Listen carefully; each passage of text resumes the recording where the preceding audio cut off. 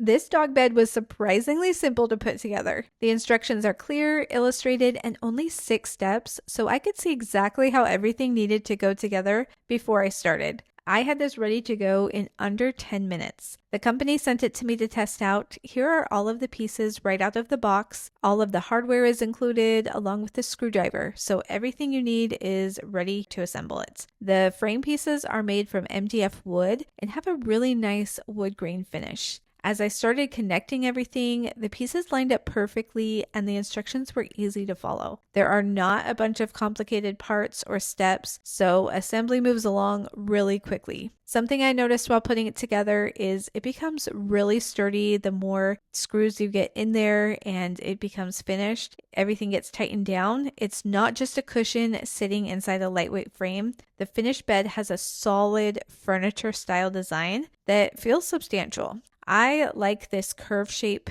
and the sides too. It gives the bed almost a cradle design, creating a cozy enclosed space without making it difficult for our dog to get in and out. And I think the wood frame looks so much nicer in the house than a lot of traditional dog beds. It also comes in different color options, so you can find one that matches your home really well. The bed is also elevated off the floor, which helps with airflow underneath and keeps the cushion from getting dirty on the ground. There is an anti-slip pad on the bottom as well, which keeps the frame from sliding around. Then you have this big, thick cushion that sits right inside the frame. It's filled with soft cotton and has a plush tufted design, so there's plenty of cushion for lounging and sleeping. And this is especially important with pets, is that this cushion comes completely off and is machine washable. It has a concealed zipper, so you will still get a clean finished look, but when it gets dirty, you can remove the cover and wash it. Another detail I like is the size. It gives a dog plenty of room to settle in without the bed taking over the entire room.